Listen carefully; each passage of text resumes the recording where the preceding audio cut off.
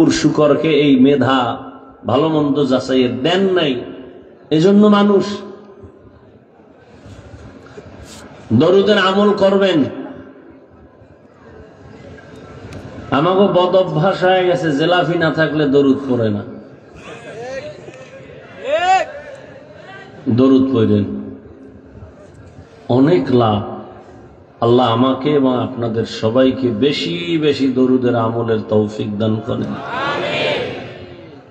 আর একটা তাবিজ একটু আগে জিকির করছি না, কোন হিসাবের জিকির এটা? হ্যাঁ, আল্লাহর জিকির করবে হিন্দু, বৌদ্ধ, ইহুদি, খ্রিস্টান। আল্লাহর জিকির কারা করবে? তো নাই তো, জিকির তো নাই। আটকাইয়া সাইফা ধরলে সালা কি করে, কয় হুজুর নামাজ তো জিকির, তেলাওয়াত তো জিকির। কে ওলামায়ে কেরাম গাঞ্জা খায়, বুঝে না নামাজ জিকির, তেলাওয়াত জিকির। এরপরও কেন লা ইলাহার তালিম দেওয়া হয়, এরা কেউ বুঝে না। এই নিয়ে কোনো গবেষণাই নাই। ওই যে গ্রামে কয়, যাকে দেখতে নারী তার চলন বাঁকা, সে ভালো কথা বললেও শুনবে না। এখানে অনেক জ্ঞানী মানুষ, কয়েকবার আসছি, কিছু নিরপেক্ষ পরামর্শ দিয়ে। আপনি আমাকে পক্ষ মনে করলে আল্লাহর কাছে আপনি ঠেকা। আমি আপনার ভাই, আমি দ্বীনের মোহাব্বতে বলতেছি, ভিন্ন কোনো কারণে না। আমি এখানে আপনাদেরকে হুজুর বানাইতে আসি নাই, আর কোন হিসাবের হাতে মুরিদ হওয়ার শপথ করাইতে আসি নাই। অতএব নিশ্চিন্তায় কথা শুনেন, পরামর্শ দিয়ে যাই, মাইনেন, এত মানবেনই না। ফাজাইলে আমাল একটা কিতাব আছে না, ওর মধ্যে একটা অধ্যায় আছে ফাজাইলে জিকির, পড়েন, অনেক কিছু পাবেন। পড়েন, পড়তে তো বাধা নেই, বাধা আছে, পড়বেন। যদি কোন ভেতরে ভুল আছে, ভুল বের করবেন, কোথায় ভুল আছে এটি কোট করবেন, সমস্যা কি? কোট করে ওগুলো আলাদা রাখবেন, বাকিগুলো আপনি নিজে চেষ্টা করবেন কোরআন সুন্নাহর আলোকে যে কথাগুলো আছে এগুলো মানবেন।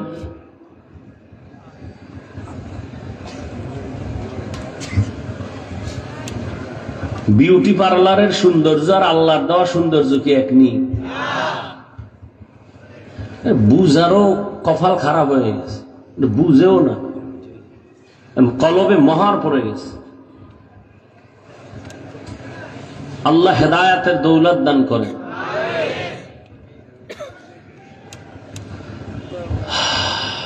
উলামায়ে কেরাম আলোচনা করেছেন, আমার কলিজা হাজারো লাখো মানুষের প্রাণের স্পন্দন, সমস্ত বাতিলদের জন্য একটি আতঙ্ক।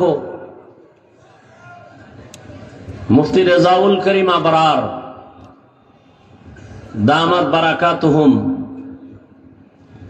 অত্যন্ত তথ্যবহুল কোরআন সুন্নাহ ভিত্তিক দিক নির্দেশনামূলক সহি আলোচনা করেছেন। এরপরে আরো উলামায়ে কেরাম আলোচনা করেছেন, আপনারা শুনেছেন। দোয়া করি আল্লাহ উলামায়ে কেরামদের কথা সবাইকে সহি তরিকায় আমল করার তৌফিক দান করেন। উলামায়ে কেরামের ইজ্জতকে আল্লাহ বেশি বেশি বাড়ায়া দেন। আমিন বললেও সমস্যা, আলেম ওলামাদের ইজ্জত বেশি হইলে আপনাদের সমস্যা। বরং আলেমদের ইজ্জত বাড়লে উম্মতেরও ইজ্জত বাড়ে। ওলামায়ে কেরামের সম্মান কমে গেলে উম্মতের সম্মান কমে যায়। ওলামায়ে কেরামে জাতির রাহবার, আপনাদের জন্য কলিজার চির বন্ধু উলামায়ে কেরাম, আর কেউ না, সব ধান্দাবাজ। নিরেট নির্ভেজাল নিঃস্বার্থ কলিজার আপন একমাত্র শুধুমাত্র কেবলমাত্র আপনাদের বন্ধু উলামায়ে কেরাম। কিন্তু আপনারা নকলরে আপন বানায়া যারা আসল বন্ধু এদেরকে দূরে রাখতেছেন।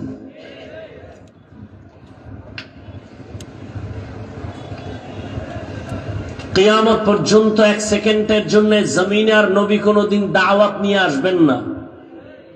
নোয়াখালী আসবেন, ঢাকার বাইতুল মুকাররমে নবী আসবেন,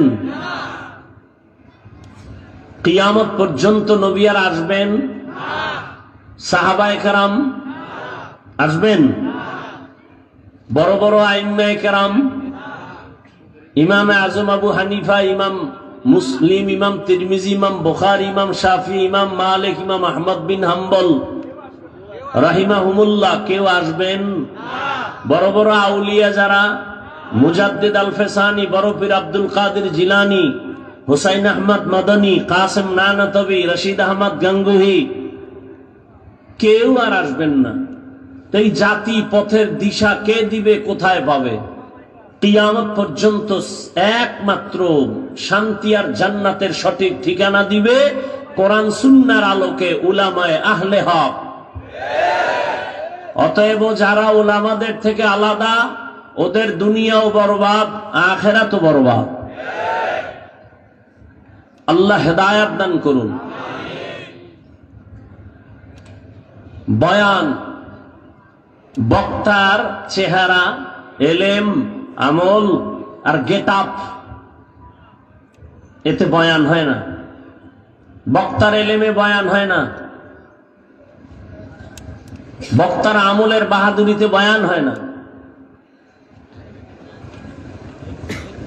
বয়ান আল্লাহর রহমত তো আছেই, বাকি পুরাটাই নির্ভর করে সামিঈন শ্রোতাদের অন্তরের মহব্বত আর আকর্ষণের উপর।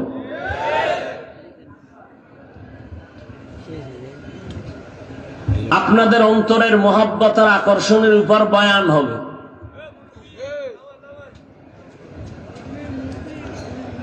জানি না আল্লাহ কি বয়ান করাবেন, বাসার থেকে মুখস্থ করে আসি নাই যে আজকে এই কথাগুলো এখানে বলবো। আপনাদের দিলের তামান্নার উপরে, মহব্বতের উপরে আল্লাহ কথা বের করে দিবেন। সে কারণে আমি দোয়া তো নিতে আসছি, পাশাপাশি সূরাতুর রহমানের কয়েক টুকরো আয়াতে কারিমা তিলাওয়াত করেছি। বড় দামি এক মজলিস, যেখানে বসা মাত্রই জিন্দেগীর সমস্ত গুনাহ মাফ হয়ে গেছে।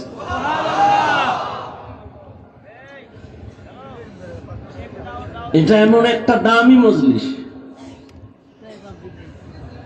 এখানে যে কেউ আসতে পারে না, বসতে পারে না। এখানে আসতে হলে কপাল লাগে। কি লাগে? বসতেও কপাল লাগে, বসতেও।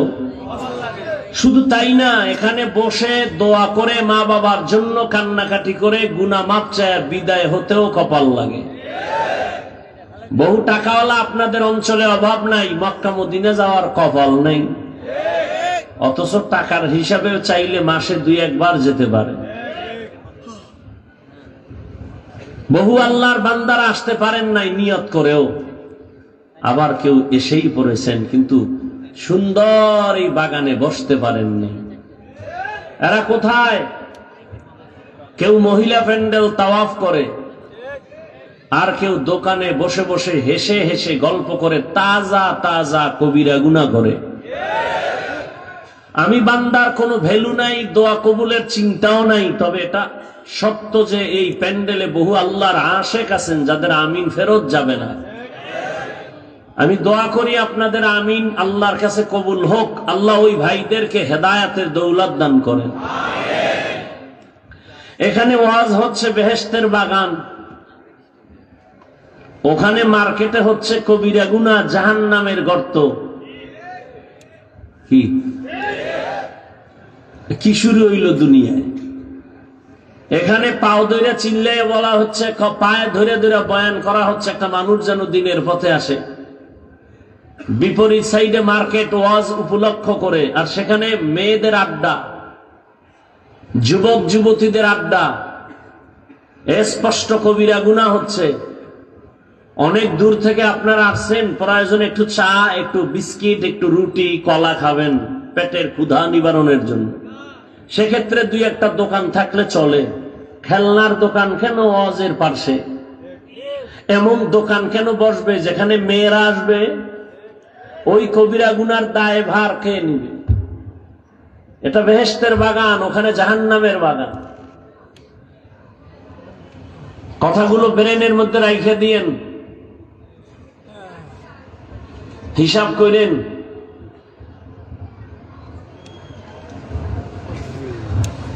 হাসানাতুল আবরার সাইয়্যাতুল মুকাররাবিন। নেককারদের নেক বুঝবে কি আল্লাহই জানে। আসছি তো কয়েকবার, চেহারা দেখলে তো বুঝা যায়। একজনে তেঁতুল খায়, বলে কেমন লাগে, বলে ঠোঁটের মিস করলে বুঝো না। এখানে মানুষ ভরপুর, আর যেই পরিমাণ বসছে, এত চাপায়া বসছে গরমের ভিতরে, এরা একটু ফাঁকা হয়ে বসলে আরো বেশি জায়গার প্রয়োজন ছিল। অথচ এখানে সব আশেকের রাসূল, ভণ্ড শুধু আমরা। এরা ফজর পড়ে নাই, জোহর পড়ে নাই, আসর পড়ে নাই, মাগরিব পড়ে নাই, এশা পড়ে নাই, টাটকা আশেকের রাসূল। এরা নামাজ না পড়লো কে হুজুর ইমান তাজা।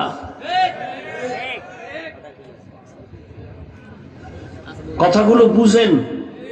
আমি কিন্তু শুরুতেই বলছি, আল্লাহ কুকুর শুয়ারকে বুঝের মাদ্দা দেন নাই, মানুষকে দিয়েছেন। একটু বুঝেন, চিন্তা করেন। তালে তালে বহু নাচছেন, নাচতে নাচতে 30 বছর নষ্ট করে ফেলছেন। তালে তালে নাচতে নাচতে হিসাব মিলায় দেখেন 30 বছর নাই হায়াত থেকে। মহামারী করোনায় যুবকের লাশ, বৈষম্য বিরোধী ছাত্র আন্দোলনের, জনতার আন্দোলনের যুবকের লাশ, ঘুমের বিছানায় যুবকের লাশ, হাসতে হাসতে খেলতে খেলতে 30 বছর নাই। হিসাব মিলায় দেখেন, আল্লাহ যদি এখন নিয়ে যায়, কি কবরে নিব আর কি রেখে যাব? মানুষ আমি মরে গেলে কি নিয়ে স্মরণ করবে? আব্বা আম্মা কাঁদবে আর বল মনে মনে খুশি হইব, একটা বালা গেছি গা, ছেলেটার চরিত্র এত খারাপ ছিল যে ওর কারণে মানুষের সামনে মুখ দেখাইতে পারি না, ও মইরা ভালোই হইছে। তাহলে তুমি এই 30 বছরে কি কামাই করলা? মা বাবার বরদোয়া। তোমার কপাল এত খারাপ কেন যে তুমি মরলে তোমার মা বাপ খুশি, হুজুরেরা খুশি, ইমাম সাহেব খুশি, মুরব্বীরা খুশি, তোমার ব্যবহার আর চরিত্র এত খারাপ যে তুমি মরলে খুশি। এবার চিন্তা করো তোমার কপাল কত খারাপ। অথচ তুমি তো ভাবতেছো তুমি দেশের প্রেসিডেন্ট, তুমি অনেক দামি, তুমি অনেক শিক্ষিত, তোমার অনেক এলেম। ওই শিক্ষা আর এলেম দিয়া কি হবে যদি শিক্ষায় ইবলিসের মতো অহংকারী বানায়? ইবলিসেরও তো এলেম ছিল, মুআল্লিমুল মালাইকা। জমিনের এমন কোন একটা ইঞ্চি জায়গা নাই যেখানে ইবলিসের সেজদা পড়ে নাই। তোমার ওই এলেম দিয়া কি লাভ? ওই শিক্ষাগত যোগ্যতা দিয়া কি লাভ? যে এলেম আর শিক্ষাগত যোগ্যতায় তোমাকে মা বাবার দোয়া নিতে পারবে না, ওগুলো ডাস্টবিনে ফেলে দাও। তোমার এই এলেম আর জ্ঞান দিয়ে কি লাভ হবে? যে জ্ঞান, যে শিক্ষা, যে এলেম মুরব্বীকে সম্মান করতে শিখায় না, ওটা মদিনার ইলম না, শিক্ষা না, এটা শয়তানের শিক্ষা। এজন্য রাসূল নিজে দোয়া করতেন, আল্লাহুম্মা ইন্নী আসআলুকা ইলমান নাফিআ। ইলমে নাফিআ দাও, উপকারী ইলম দাও, যে দ্বারা আমি উপকৃত হব, আমার যারা সাথে আছে তারাও উপকৃত হবে এলেমের দ্বারা। আমার এলেম যদি আমাকে বিনয়ী করতে না পারে, এলেম দিয়ে কি লাভ হবে? আমার ইলম যদি আমাকে তাওয়াজু শিখাইতে না পারে, অহংকার মুক্ত করতে না পারে, এই এলেমের কোনো ভ্যালু নাই। এলেম জাহান্নামে নিয়ে যাবে। আল্লাহ হেদায়েত দান করুন। হ্যাঁ, কিয়ামত পর্যন্ত জাতিকে জান্নাতের পথ দেখাবে কারা? উলামায়ে আহলে হক। উলামায়ে আহলে হক, আর কেউ? এই উলামায়ে কেরামে জাতির রাহবার। এজন্য আমি দোয়া করি আল্লাহ উলামায়ে কেরামের ইজ্জত বাড়ায় দেন। পাশাপাশি এ দোয়াটাও সব মাহফিলে করি, যারা উলামায়ে কেরামের বিরুদ্ধে প্রপাগান্ডা ছড়ায়, বলার মাধ্যমে, ফেসবুকে, মিডিয়ায় অপপ্রচার লেখার মাধ্যমে আল্লাহ ওদের হেদায়েত দান করুন। আজ আমার দেশে যত ঝামেলা দেখতেছেন সব কিছুর একমাত্র কারণ উলামায়ে কেরামের সাথে বেয়াদবির ফলাফল। আপনি যেই পরিমাণ ঠিক বলছেন, অন্তরটা কার দিকে আপনি টার্গেট করে বলছেন জানি না, কিন্তু আমি বলবো আপনি আপনার দিকে একটু টার্গেট করেন তো। আপনি ইমাম সাহেবকে কতটুকু দুর্বল মনে করে খারাপ ভাষা বলছেন, আপনি আপনাকে একটু চিন্তা করেন তো। আপনি আপনার পাশের আলেমের সাথে কি বেয়াদবিমূলক আচরণ করছেন, বা অন্তরে অন্তরে আলেমের থেকে আপনার কি ঘৃণা আছে, আপনি আপনাকে নিয়ে হিসাব করেন। সবার জন্য দোয়া করলাম। আমি আপনাদের সামনে কিছু কথা বলার নিয়তে কোরআনে হাকিমের যে আয়াত পড়েছি তরজমাটা বলি, এরপরে কিছু সংক্ষিপ্ত ব্যাখ্যা। আবারও বলছি, বয়ান হবে আপনাদের দোয়ার উপরে, আকর্ষণের উপরে। আপনারা যদি বসেন, দোয়া করেন, ধৈর্য ধারণ করেন, মোনাজাত দিয়া মা বাবার জন্য দোয়া করে যাওয়ার নিয়ত করেন, আল্লাহ নিয়ত করলেও তো সওয়াব দেন। অনেকে বলে নিয়ত কে আমার পেছে পড়মুনি। রসুল বলেন ভালো কাজের নিয়ত করলেই একটা নেক লেখা হয়। ইনশাআল্লাহ দোয়া করে যাওয়ার নিয়ত আছে তো? তাহলে উঠবেন না কেউ, কাউকে উঠতেও দিবেন না। আর রহমান আল্লামাল কুরআন খালাকাল ইনসান আল্লামাহুল বায়ান। রহমান হলেন তিনি, কোরআন শিক্ষা দিলেন যিনি। রহমান হলেন তিনি, মানুষ সৃষ্টি করলেন যিনি। রহমান হলেন তিনি, আল্লামাহুল বায়ান, বায়ান শিক্ষা দিলেন যিনি। রহমতের নবী হাদিসে বলেন, খায়রুকুম মান তাআল্লামাল কুরআনা ওয়া আল্লামাহ। জমিনের মধ্যে শ্রেষ্ঠ তারা যারা নিজে কোরআন শিখে অন্যকে শিক্ষা প্রদান করে। এদের থেকে দামি শ্রেষ্ঠ জমিনে আর কেউ নাই। কোরআন শিখায়, নিজেও শিখে, অন্যদেরও শিখায়। তার মানে কোরআন ডাইরেক্ট পড়াইতেছি, এক পড়ানো। আপনাদের কোরআন হাদিসের কথাগুলো সারমর্ম একটা বিষয়ের উপরে বুঝাইতেছি, এটাও কোরআন শিখানো। একটা সন্তানকে শিক্ষক বসায় আলিফ বা তা শিখায়, এটাও কোরআন শিক্ষা। আবার একজন আলেম কোরআন শিখাচ্ছেন, আপনি শিখেন না, কিন্তু আলেমের প্রয়োজনীয় সব যোগান দিতেছেন, খানার প্রয়োজন দিতেছেন, পোশাকের প্রয়োজন দিতেছেন। আপনিও কোরআন শিখানোর সহযোগী হিসাবে আল্লাহর কাছে সব থেকে বড় দামি হিসাবে গণ্য হয়েছেন। নবী বলেন, এদের থেকে দামি আর কেউ নাই যারা কোরআন শিখে অন্যদের শিখায়। কেন? বলে জমিনের মধ্যে এমন একটা কিতাব, যে কিতাবের মতো আর দ্বিতীয় কোনো কিতাব নাই। যে কিতাব আল্লাহ অবতীর্ণ করেছেন সে আল্লাহ কেমন? বলে যার মতো আর দ্বিতীয় কোনো আল্লাহ নাই। কার কাছে কিতাব দিলেন? বলে রহমতের নবী। কয় তিনি কেমন? কয় তার মতো আর দ্বিতীয় নবী নাই। এটা এমন একটা কিতাব যিনি দিছেন ওই আল্লাহর কুদরত দেখো, সওয়াব। যার কাছে দিছেন নবী তার চেহারা দেখো, সওয়াব। যে জিনিসটা দিলেন কোরআন, খুইলা খুইলা তাকায় দেখবা, তাতেও সওয়াব। তাতেও কি? যে কিতাব অবতীর্ণ করছেন মক্কা নগরীতে, মক্কার দাম। এত সুন্দর কিতাব আল্লাহ দিয়েছেন, হাতে ধইরা দেখবেন কাগজের কোরআন 250 গ্রাম ওজনও হবে না। এই 250 গ্রাম ওজনের কোরআন আল্লাহ পাহাড়কে দিতে চাইছেন, নিবে না। ভিন্ন কোন মাখলুক নিবেন, আল্লাহ মানুষের দিয়া দিলেন। এটা এমন এক দামি কিতাব যেটা ধরলেও বরকত, পড়লেও বরকত, দেখলেও বরকত। দুনিয়াতে আর দ্বিতীয় কোনো কিতাব নাই যে কিতাব দেখলে বরকত হবে, যে কিতাবে স্পর্শ করলে বরকত হবে। এমন সুন্দর কিতাব আল্লাহ আমাদেরকে দান করেছেন। এই কিতাব আল্লাহ যেই রাতে অবতীর্ণ করেছেন, ও রাতের দাম বেড়ে গেছে। ইন্না আনজালনাহু ফি লাইলাতিল কদর। ওই লাইলাতুল কদরের দাম কত? কোরআন নাজিলের কারণে বলে লাইলাতুল কদরি খায়রুম মিন আলফি শাহর। এক রাতের ইবাদত 1000 মাসের থেকেও দামি।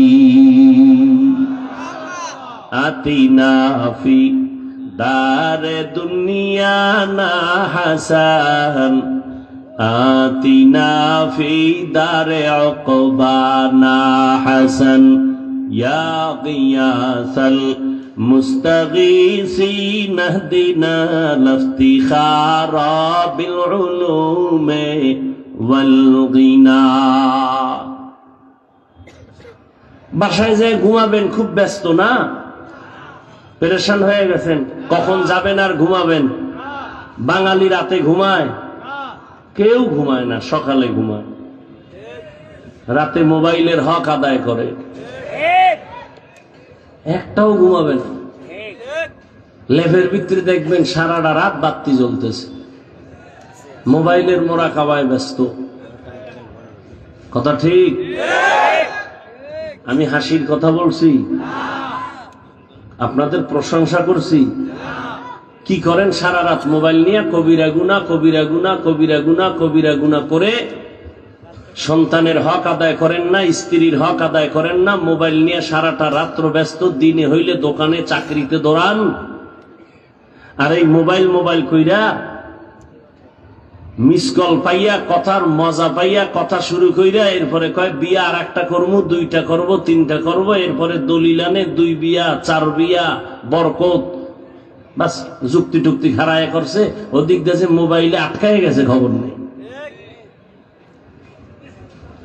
একজনে 4 বিয়া করছে, জিগায় হক আদায় করনি? 4 অর্ডার হা করি। কেমনে? কয় ছোট বোরদারে রাত্রে থাকি আর বাকি 3টার সাথে মোবাইলে কথা বলি, হক আদায় কর।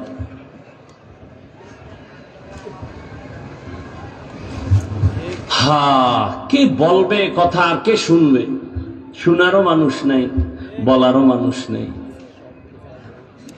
যুবক, তোর চেহারাটা মলিন কেন? 40 বছর পর্যন্ত তোমার চেহারা থাকবে উজ্জ্বল, দেখলে মায়া লাগবে, কোনো ভিন্নতা আসবে না। মাত্র 25 থেকে 30 বছর বয়স, তোমার চেহারার মধ্যে কেন উজ্জ্বলতা নাই? দেখলে কেন মায়া লাগে না? তুমি আয়নার সামনে দাঁড়ায় দেখছো তোমারে কত সুন্দর দেখা যায়, কিন্তু না, যাদের কলবের চক্ষু খোলা ওরা তাকায় বুঝে তোর কপাল কত বড় খারাপ। সারা রাত মোবাইলে কবিরা গুনাহ করার কারণে আল্লাহ তোর উপরে বেজার। চেহারার উজ্জ্বলতা, নূর আল্লাহ নিয়ে গেছেন। ও যুবক, রাতের বেলা কানের মধ্যে গানের তার লাগায় ঘুমাও। আজরাইল যদি আইসা হাজির হয় আর দেখে গানের তার তোর কানে লাগানো, কি জবাব দিবি? অথচ তোমার মতো যুবক এখনো আছে তোমার চোখের সামনে, জীবনে কোনোদিন মাদ্রাসায় পড়ে না, স্কুল কলেজে জেনারেল লাইনে থাকিও ফজরের নামাজে হাজির, এক ওয়াক্ত নামাজও বান্দা ছাড়ে না, সালাম দিয়া কথা বলে, সালাম ছাড়া কথা বলে না, কত নম্র, কত ভদ্র, কত শালীন ভাষায় কথা বলে। এই যুবক যদি মরে যায়, মা কলিজা দিয়া দোয়া করবে, ইমাম সাহেব করবে, আলেমরাও করবে। এই যুবকের জীবনটা বড় ধন্য জীবন, ও মরিয়াও অমর হয়ে আছে। আর তুমি গুনাহ করার কারণে আজকে তোমার অন্তর বড় শক্ত পাথরের মতো। কোনো কথা মজা লাগে না, নামাজ মজা লাগে না, তেলাওয়াত মজা লাগে না, দাড়ির কথা শুনলে তোমার কাছে বিষের মতো মনে হয়। ও আল্লাহর বান্দা, কারণ গুনার কারণে আল্লাহ তোমার উপরে বেজার হয়ে গেছে। এখন তোমার উপরে কেউ দোয়া করে না, সবার অভিশাপ। স্টেজে আসতেছি, লাইন দিয়া হাত বাড়ায় দিছে, মুসাফা করবে, হাত বাড়ায় দিছে, আমার হাতের সাথে হাত মিলাবে। তো একজনের সাথে মিলাইলে 500 লোক দাঁড়ানো আছে, কয়জনের সাথে মিলাবো, কত টাইম চলে যাবে। একজনে কয়, হুজুর এত অহংকারী, হাতটা বাড়াইল না, চামড়ার মুখ দিয়া বলে ফেলছে। আর বলো, আর আমি তো সেই অযোগ্য এক ব্যক্তি, আমার বিরুদ্ধে বলবা না তো তুমি আর কার বিরুদ্ধে বলবা? আমার তো এই তোমার কথা শোনার মতো আমি যোগ্য, আমার তো এরকম এলেম নাই, আমল নাই যে তোমার প্রশংসা আমি পাবো। আসলেই তো আমি অযোগ্য এক ব্যক্তি। কেন মানুষ আসছে তাও তো আমি জানি না, এরা কি চায় তাও আমি বুঝি না। আল্লাহর কাছে কান্দি খালি বইয়া বইয়া, আল্লাহ তুমি এ জায়গায় বসাইছো, গুনার কারণে ফালাইয়া দিও না। আর কি করার আছে? তো স্টেজে আসতেছি, হাত বাড়াই নাই, অহংকার। আমি কেন বাড়াই নাই এটা আর জিগাইল না। আবার মোনাজাতের পরে যে হাজার হাজার মানুষের বৈশা থাইকাই চেঁচামেচি কইরা কষ্ট করে আবার সবার সাথে মোনাজাতের পরে যে সাক্ষাৎ দেই, এইটাই হযরতের চোখে পড়ে নাই। যে 2 ঘন্টা চিল্লাইয়া আবার মানুষের সামনে গরমে এত কষ্ট কইরা আবার সাক্ষাৎ দিতেছে, এটা অন্তরে বাজে না। ওই যে দেখতে নারী চলন বাঁকা, ওর কপাল খারাপ। আর এখন 100 জন যদি মুসাফা করে, এর মধ্যে অধিকাংশ 99টার কাছাকাছি হয় শুধু মুসাফা করে ফ্যাশন, একটা ছবি তোলার জন্য। তাহলে ছবি তোলার জন্য হাত বাড়ায় মুসাফা করা কবিরা গুনাহ, কোনো সওয়াব নাই। আমি টের পাইলে আমি হাত বাড়াইয়া দেশ যদি দেই, মোবাইল আসতে হাতটা সরাই দিই, এই বেদ্যুবিতে আমি অংশীদার হতে চাই না, গুনাহের সহযোগী হব না। যা তোর কপাল লয়, তুই মর, তুই আজীবন আমার নামে মাইক লয়ে এরপর রাস্তায় চিল্লা। আমি যদি সঠিক থাকি, ইনশাআল্লাহ আমাকে কেউ নিচে নামাতে পারবে না, ইনশাআল্লাহ।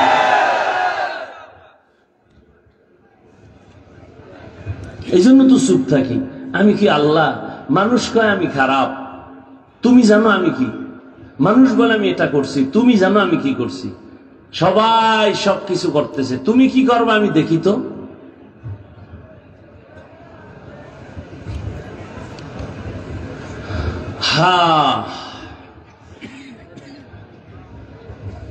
আর রহমান, এহেন এত কথা সেই শুরু থেকে, কি এহেন ওয়াজ আলাদা বয়ান চলে পিছে। হ্যাঁ,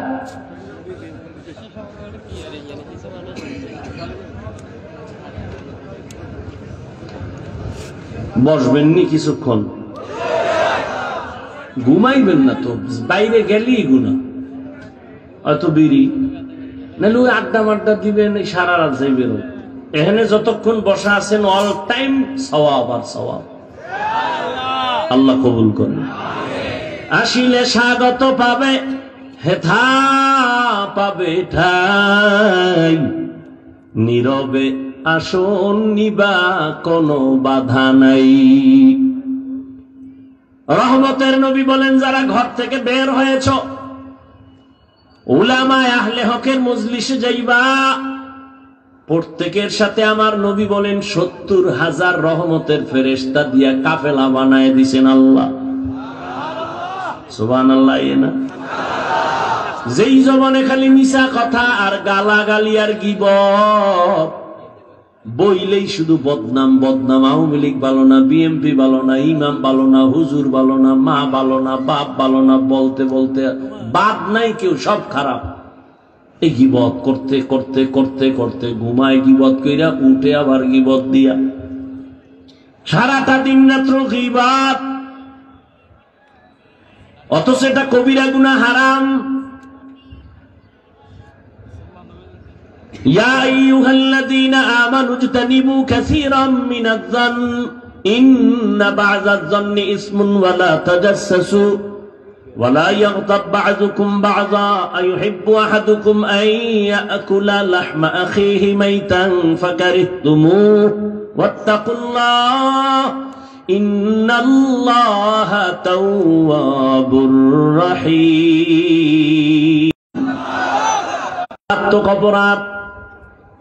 এবং কেউ কারো গীবত করিও না। আল্লাহ নিজে কয়, তোমরা কি মরা ভাইয়ের গোশত খাইতে ভালোবাসো? আল্লাহ নিজেই কয় ফাকারিহতুমুহু, তো ভালোবাসো না। ওয়াত্তাকুল্লাহ, তওবা করো, গীবত থেকে নিজেরে বাঁচাও। গীবতের আড্ডা, প্রত্যেকটা মজলিস, দুইজন এক জায়গায় হলে গীবত, মোবাইলে গীবত, অমুকে অমুকে খারাপ। ও আল্লাহর গোলাম, এত যদি খালি গুনাহ বের হয় জবানে, তো সুবহানাল্লাহ আসবে কেমনে? আসতে তো অনেক দেরি। আল্লাহ সব ভাইকে হেদায়েত দান করুন। আল্লাহ বলেন, আমি রহমান, কোরআন শিক্ষা দিয়েছি, তারপরে মানুষ সৃষ্টি করেছি। আল্লাহ বলেন, আমি আগে কোরআন শিখাইছি, পরে মানুষ বানাইলাম। অথচ বাস্তবে দেখি তার উল্টা। আমরা দুনিয়াতে আসছি আগে, বড় হইয়া পরে শিক্ষা করেছি কোরআন। তার মানে শিক্ষা পরে, আমাদের সৃষ্টি আগে। অথচ আল্লাহ বলেন না, আমি আগে কোরআন শিখাইছি, তারপরে মানুষ বানাইছি। ভালো করে খেয়াল করেন, আল্লাহ উল্টা কেন বললেন? ও আল্লাহ, বাস্তবে তো দেখি চোখের সামনে, আমরা দুনিয়াতে আগে আসছি, পরে আইসা কোরআন শিখছি। আল্লাহ কয় না, আর রহমান আল্লামাল কুরআন খালাকাল ইনসান, আমি এমন রহমান, আগে কোরআন শিখাইছি, তারপরে মানুষ বানাইছি। আল্লাহ গো, আপনি উল্টা বললেন কেন? ফাইলুল হাকিম লা ইয়াখলু আনিল হিকমা, আল্লাহর কথার মধ্যে অলংকার ঢুকানো, হিকমত ঢুকানো, জ্ঞানীদের কথার মধ্যে জ্ঞান, জ্ঞানীদের ইশারার মধ্যে জ্ঞান ঢুকানো। আল্লাহ যে উল্টা বলছেন না, এটাই ভাও, এটাই সঠিক, এটাই বাস্তব। আমগো বুঝটা হলো উল্টা, আমগো বুঝ সবার এক। এজন্যই তো আয়াত একটা, তাফসির 13 রকমের, 13 জনে করছে। কেন? বুঝ সবার এক না। আমাদের ঝামেলা সব বুঝে। এরে বুঝ, বুঝের অভাব। আমার বুঝে কয় আমি টুপি রাখলে শান্তি, তোমার বুঝে কয় যুবক টুপি না রাখলে শান্তি। এজন্য আমি টুপি ফালাই না, তুমি টুপি মাথায় দেওই না। আমি বুঝেছি দাড়ি কাটলে আমার সম্মান যাবে, জীবন যাবে, দাড়ির মধ্যে সম্মান। তুমি বুঝেছো দাড়ি রাখলে বুঝি অসম্মান, এজন্য আমি কাটতে চাই না, তুমি দাড়ি রাখতে চাও না। অথচ তুমিও মুসলমান, আমিও মুসলমান, তোমার আমার আল্লাহ এক, নবী এক, কোরআন এক, কাবা এক, ধর্ম এক, কালেমা এক, নাকি আলাদা? মোনাজাতটাকে দিয়েই ফেলাম, জানি না কার কপালটা জানি হইরা যায়। হাত দুইটা উঠায় ফেলাইলে শেষ, এবছরের জন্য বিদায়। আর চিল্লাইলে বুঝবো যে মোনাজাতে চিল্লাও, আর ওয়াজের চিল্লানি আর হবে না। নিজের কপালও পুরিও না, অন্যের কপাল পরাবারও চেষ্টা করিও না। তুমি বুঝো না তোমার কপাল খারাপ, সে বুঝ নাই। এই প্যান্ডেলটা কত বুড়া মানুষ বয়া রয়েছে, কত আলেম বসে আছে, এদের ধাক্কাইয়া উঠার কি দরকার? আর দীর্ঘ টাইম যদি বসতে না পারো, ঢুকলা কেন? তুমি বাইরে দাঁড়ায় বয়ান শুনতা, ফাঁকে গিয়া বিড়ি টানতা, আবার আইয়া শুনতা। এই বেয়াদবি তো হইতো না। এই বেয়াদবি কেন? কারণ কি? ওই যে শুরুতে বলছি, মনে আছিল, আসতেও কপাল লাগে, বসতেও কপাল লাগে, মোনাজাত দিয়ে যাইতেও এর নাম কপাল। যে নবীজির এক নজর দেখলে পেটের ক্ষুধা থাকে না, যেই নবীকে একবার দেখবে জাহান্নামের আগুন হারাম, কিন্তু কপাল 13 বছর দেখলো, কাছের থেকে বয়ান শুনলো, কালেমা পড়লো না। এই কপালের নাম কি? অন্যদিকে 27 বছরের যুবক, কয় বছর? 27 বছরের যুবক তরবারি নিয়ে যায় আমার নবীকে জবাই করার জন্য। কাছে গিয়া তরবারি ফালায় কয়, ও নবী, আমারে কালেমা রশি গলায় লাগায় দেন। কালেমা পইরা তরবারি হাতে নিয়া বাইতুল্লাহর পার্শ্বে হাতিমে কাবায় দাঁড়ায় বলে, এই বেঈমানেরা, মুশরিকেরা, আয় মুহাম্মদের বিরুদ্ধে কথা বলবি, মুহাম্মদ লাগবে না, আমার তরবারি তোর জন্য যথেষ্ট। কয় বছরের যুবক? আর তুমি কি করতেছ? মদিনার নবী বলেন, যুবক, এমন এক সময় আমি মক্কা নগরীতে আসছি, আমার আল্লাহ পাঠাইছেন, যেই সময় মক্কার মানুষগুলো খারাপ, এত খারাপ, সারা দুনিয়ার মানুষ এই পরিমাণ খারাপ না, মক্কার মানুষ এই পরিমাণ খারাপ। এখানেও জটিল প্রশ্ন, আপনাদের আশেপাশে মসজিদের পাশে ঘর আছে না?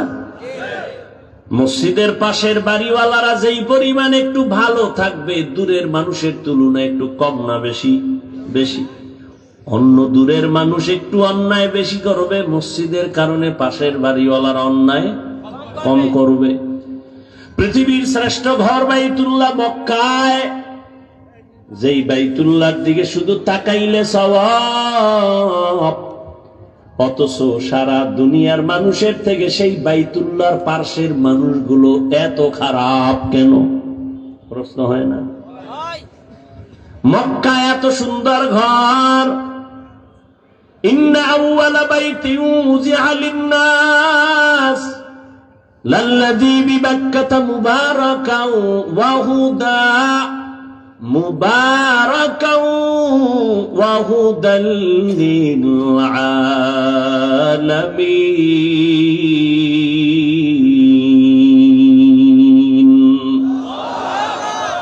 হেদায়েতের ঘর বাইতুল্লাহ, পৃথিবী বানায় আল্লাহ প্রথম ঘর বানাইছেন ইবাদতের।